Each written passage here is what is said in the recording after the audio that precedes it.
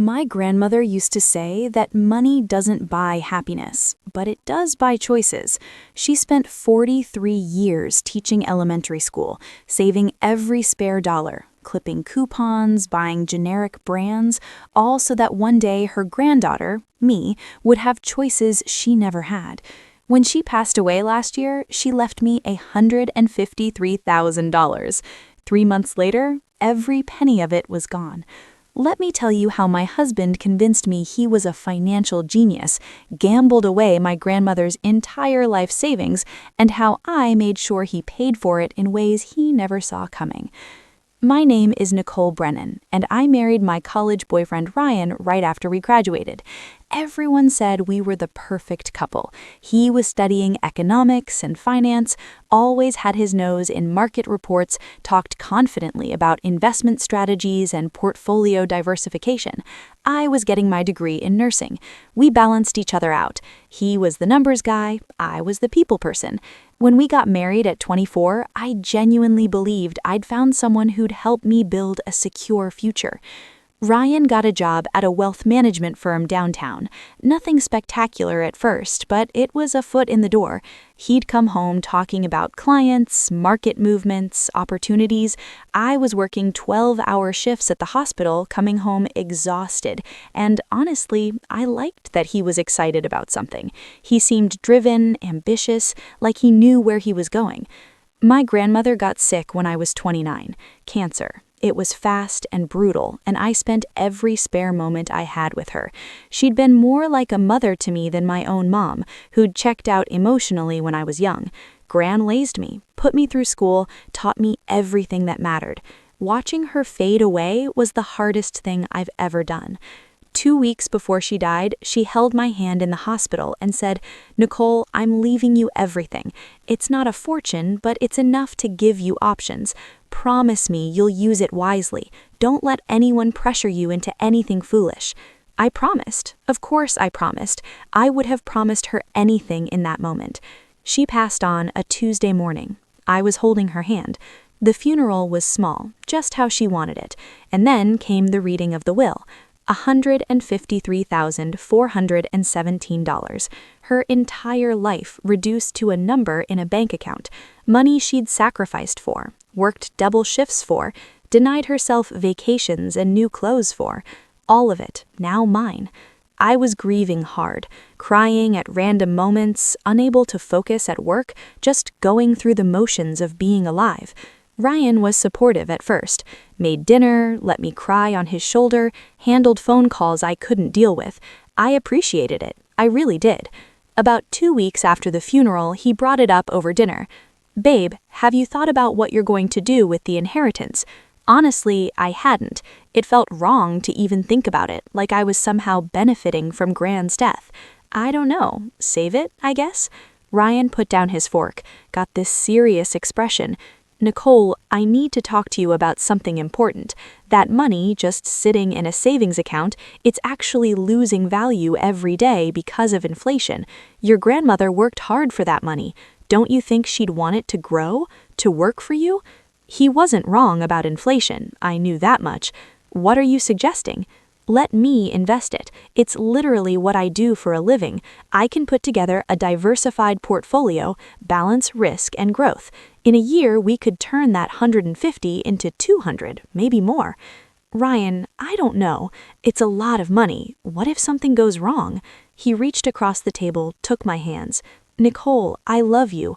I would never do anything to risk what your grandmother left you. This is my professional expertise. I manage millions of dollars for clients every day. Trust me." Trust, that word. I wanted to trust him. I was exhausted from grief, from work, from making decisions. Having someone else handle it sounded like relief. What kind of investments? Conservative mix, some index funds, some bonds, maybe a small position in emerging tech. Nothing crazy, the kind of portfolio I'd recommend to any client looking for steady growth. I thought about it for a few days.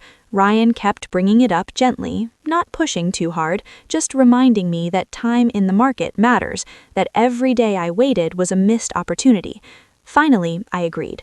We set up a joint investment account. I transferred the money. Ryan promised to send me monthly statements, keep me updated on everything. The first month, I got a detailed report. The account was up $4,000. Ryan was thrilled.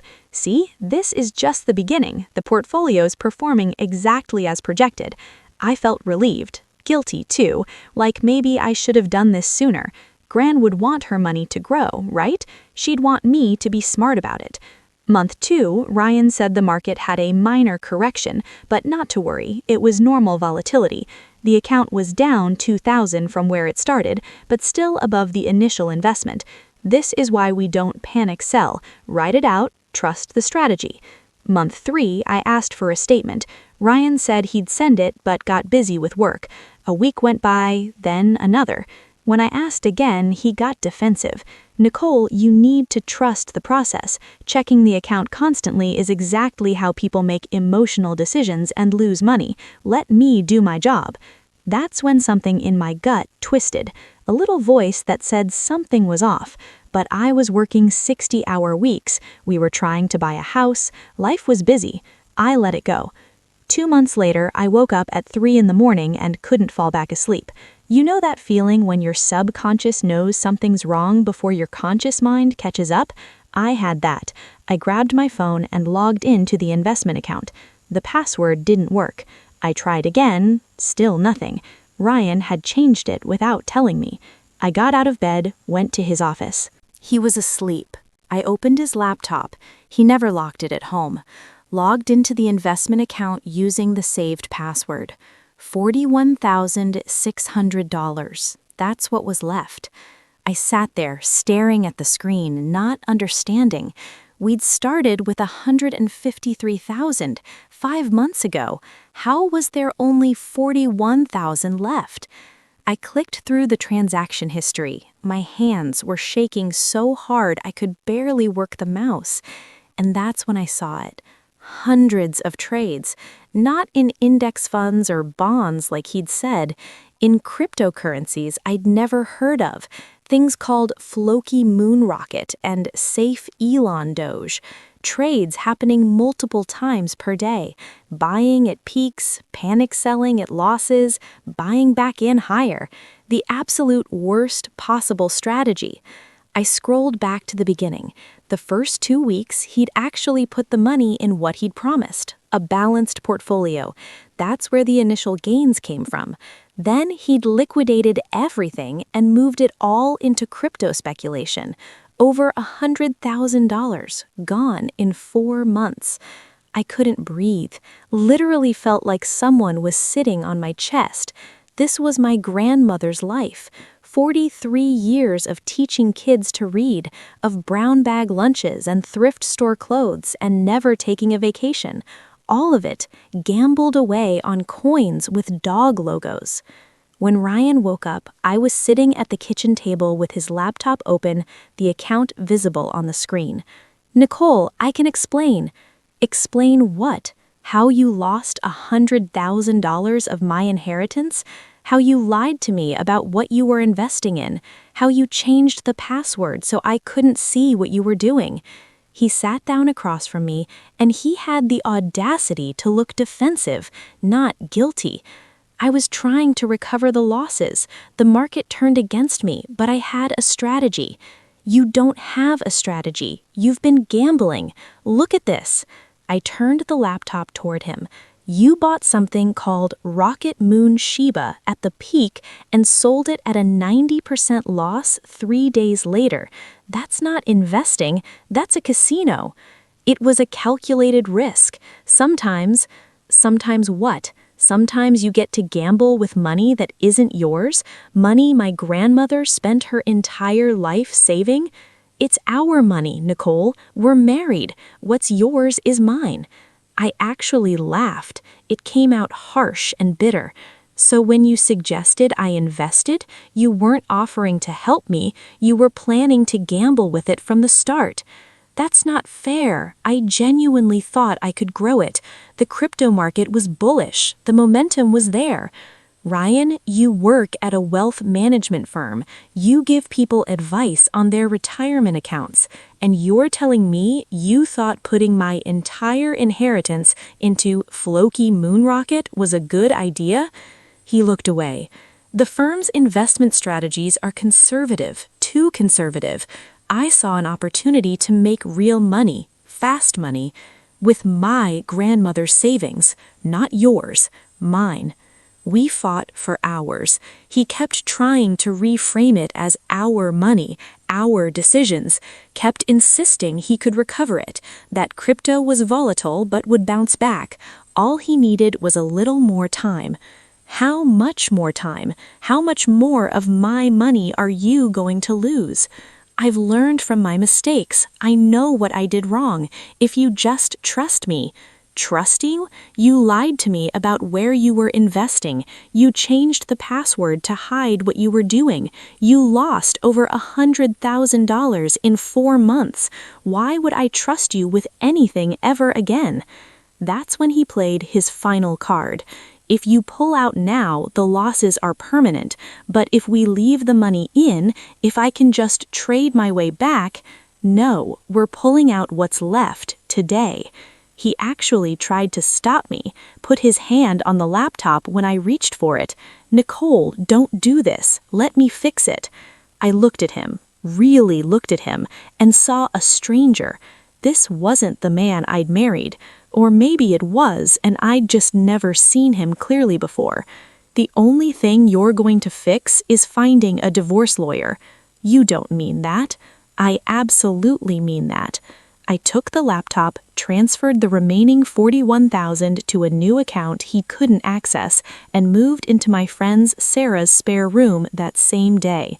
Ryan called, texted, showed up at the hospital during my shifts, kept saying I was overreacting, that couples recover from financial mistakes all the time, that divorce was extreme. But here's the thing. It wasn't just about the money. It was about the lying, the betrayal, the fact that he'd gambled away something irreplaceable without hesitation. My grandmother's legacy meant nothing to him compared to his fantasy of getting rich quick.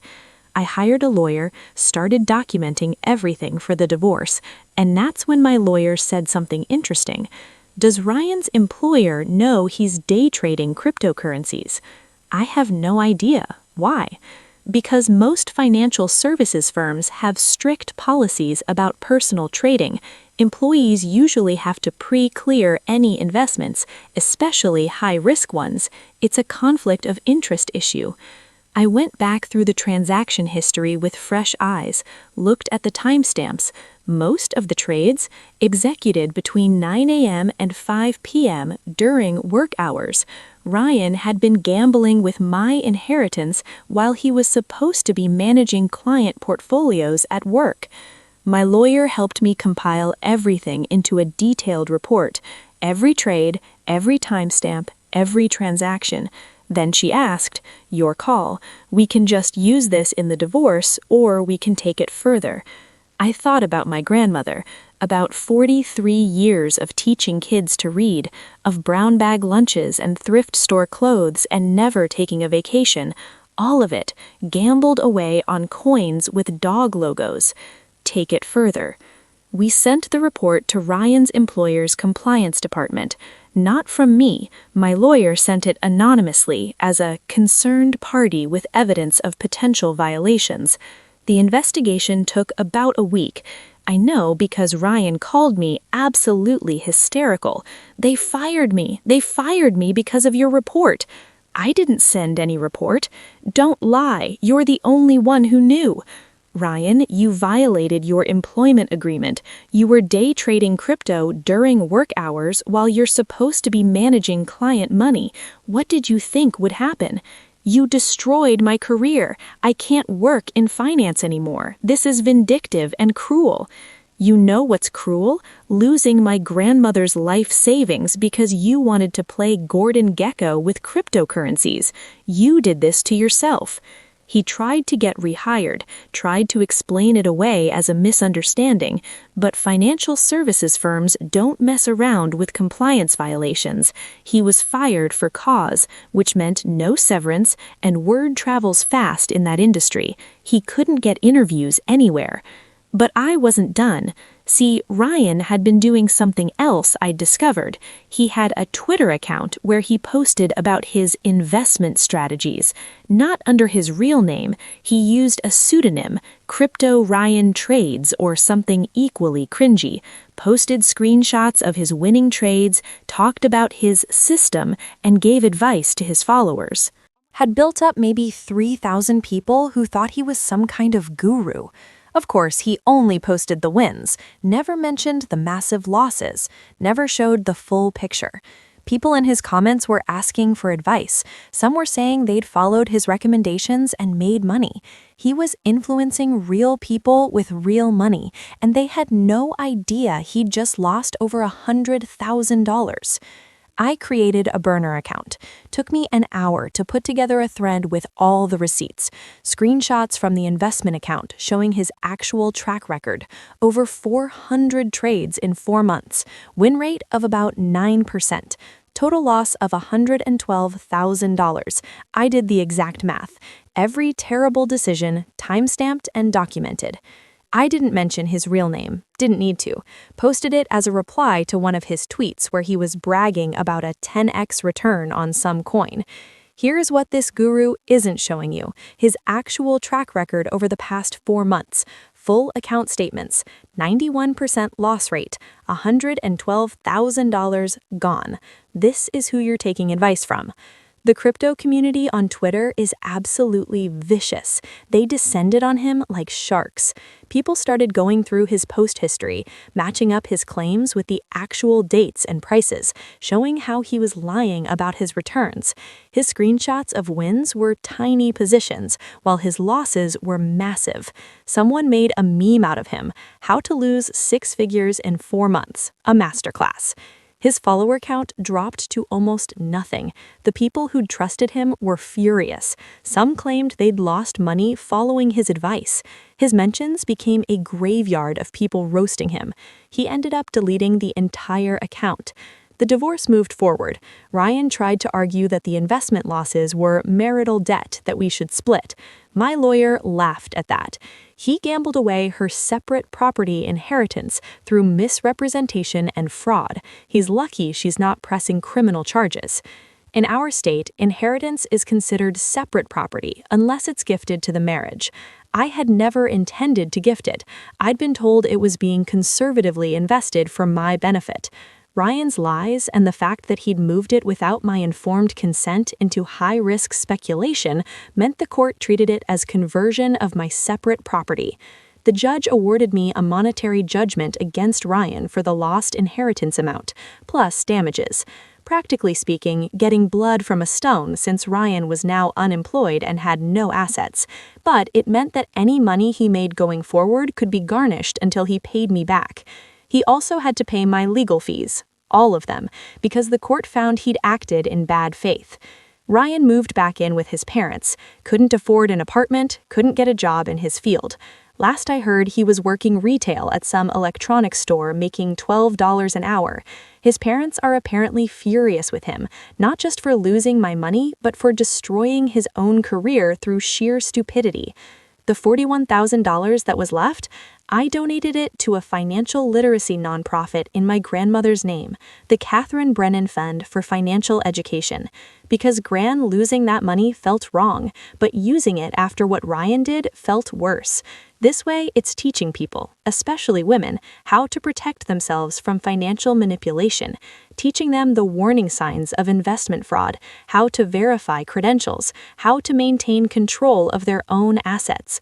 It felt right, like Gran's money was still out there doing good, teaching people, just like she did her whole life. I'm 32 now, started completely over financially, picked up extra shifts, lived cheap, rebuilt my savings from scratch. It's slow going, but it's mine. Every dollar I save, I know exactly where it is and what it's doing. Nobody's gambling with my future except me. My therapist says I should work on forgiving Ryan, that holding on to anger only hurts me. Maybe she's right, but right now I'm not angry. I'm just done. Done with people who see money as a game. Done with trusting anyone to care about my financial security more than I do. Done with being the naive one who assumes everyone has good intentions. Sometimes people ask if I regret marrying him, if I feel stupid for trusting him with the money. I don't regret the marriage. We had some good years. But do I feel stupid? No. I feel betrayed, sure. Sad about what I lost, but Ryan's the one who should feel stupid. He had a wife who trusted him, a good job, a future, and he blew it all chasing digital coins with cute logos, convinced he was smarter than everyone else. The last time I saw him was at the final divorce hearing. He looked terrible, aged 10 years in 8 months. He tried to talk to me in the hallway after, said he was sorry, that he'd been an idiot, that he wished he could take it all back. I believed him. I think he really was sorry, but being sorry doesn't unlose $100,000. Being sorry doesn't give me back my grandmother's legacy. Being sorry doesn't undo the betrayal. I hope you figure your life out, Ryan. I really do, but do it far away from me. That was 6 months ago. I'm dating someone new now, a teacher I met at a hospital fundraiser. He's got student loans and drives a 10-year-old car and has never once mentioned cryptocurrency. When I told him about what happened with Ryan, he said, "I'm sorry someone you trusted hurt you like that. For what it's worth, I keep my money in a savings account and my retirement in target date funds. I'm incredibly boring." Boring sounds perfect right now. My grandmother used to say money doesn't buy happiness, but it does buy choices. Ryan took away my choices, took away the security Gran had worked her whole life to give me. But here's what he didn't take. He didn't take my ability to rebuild, to learn, to make better choices going forward. I'm building something new now, slowly, carefully, with my eyes wide open. And this time, the only person gambling with my future is me. That's not revenge. That's just taking back control. Sometimes I wonder if Ryan ever really understands what he did, if he gets that it wasn't just about the money, it was about trust, about legacy, about respecting something that took someone's entire lifetime to build. I don't think he does. I think he still sees it as bad luck, bad timing, a market that turned against him. But I know the truth, and so does everyone who saw those Twitter threads, everyone at his old firm, everyone who knows his story. He's not a financial genius who got unlucky. He's a gambler who lost someone else's money and blamed everyone but himself. And me? I'm the woman who made sure there were consequences, who made sure he couldn't do this to anyone else, who turned my grandmother's loss into a lesson for other women about protecting themselves. That's not the ending I wanted, but it's the one I built from the wreckage. And some days, that has to be enough.